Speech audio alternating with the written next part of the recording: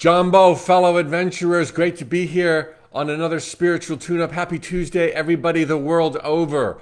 If you have a question you'd like me to answer, this is where I speak every single morning through spiritual tune-ups. Post them below on Facebook or Instagram on the day of the live broadcast, and they may be my talking point in the immediate future.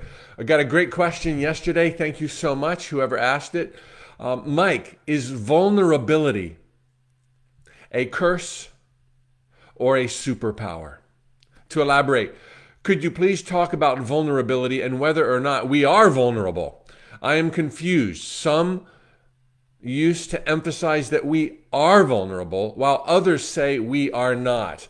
Well, of course, I think if you don't live in a cave, you have witnessed Brené Brown, author, speaker, a researcher, her incredibly popular TED Talk, Brené Brown, about the power of vulnerability.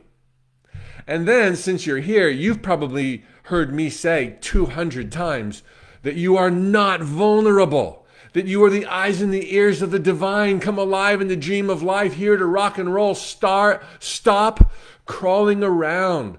Stop reacting to life. Stop thinking that you could be a random statistic. You are not vulnerable. So how to reconcile that? Super easy. You got to realize that words slip and fail when applied to truth. And it depends on who's saying what, when, and where, the circumstances, the relativity, to discern what is really being conveyed. Words, while awesome and powerful, are a very vague attempt to discern precision in this objective, stark world with polarity. Yet, there's a place for them. We need words. Thank goodness we're doing them right now. So, words slip and fail. And one of the best examples of this from the Seth material dictated by the late Jane Roberts, and I've heard this example other times. Biblically, I think it was, maybe Jesus said that the meek shall inherit the earth. Now, Seth went on to clarify that 2,000 years ago, the word meek meant empathetic, meant gentle, meant kind, sincere. Today, 2,000 years later, it does not mean those things at all. Today, meek means weak, measly, no spine, no backbone. So if you try to apply those words to today, it's like, what does that mean? Well, words change. And even in the year 2020, you don't have to wait 2,000 years for the meaning to get adjusted. Words slip and fail. I did some digging here. Google, if you Google it right now, says vulnerability means you are susceptible to physical or emotional attack or harm. That is, in my view, the most conventional understanding of the word vulnerable today. And that's what I speak to. You are not vulnerable. You are the reason the sun rose today. It's all here for you. Your love, your journey to fall in love, to be loved. You don't need to grovel, is what my message is again and again and again. You are greater than those things you fear. Now, Brené Brown, genius that she is, and I agree with everything I've ever heard her say, particularly in that TED Talk about the power of vulnerability, if you will, takes a different approach on the meaning of vulnerable. Okay, my own gut instinct, or my own intuition tells me that she's talking about the side of vulnerability where there's empathy, where there's a humble spirit, where there is kindness, where there is constant self-reflection. Could I do this better? Could I try a little harder? Where there's not this assumption that it's my way or the highway. Okay, because that's not cool, that's not good, that's not power.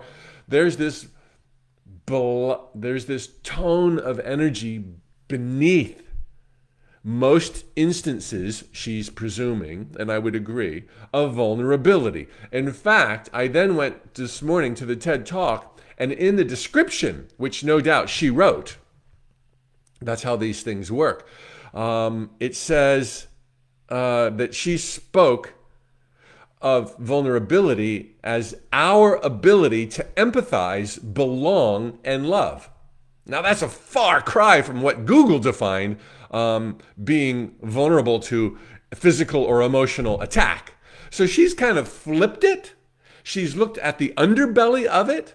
She sees this profound truth that escapes most folks and thereby reveals that having a sense of vulnerability also comes with a feeling, beating heart of love.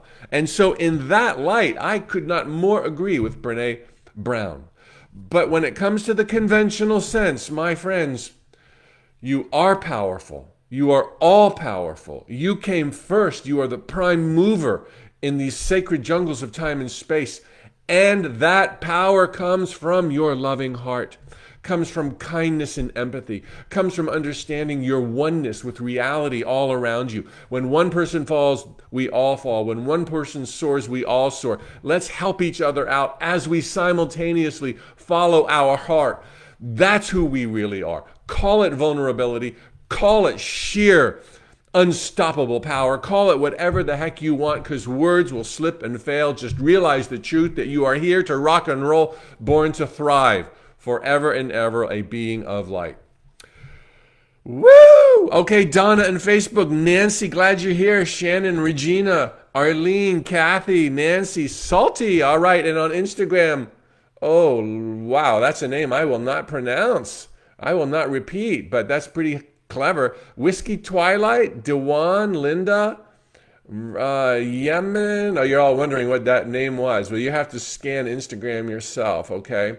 Kazi love you, baby.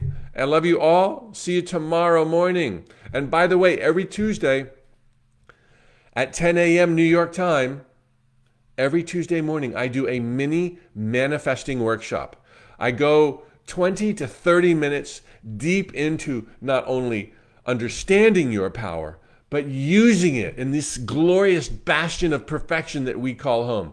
It's for Infinite Possibility members. If you're on Facebook right now, look at the link under this video, in the description of the video. You can check me there in 35 minutes. I'm rocking on how to perform miracles. And if you don't catch it today, do it tomorrow. You're watching the recording right now. You can watch the recording of what I'm about to record in performing miracles in 35 minutes this glorious Tuesday morning. See you on the other side. All right, tally ho, amigo.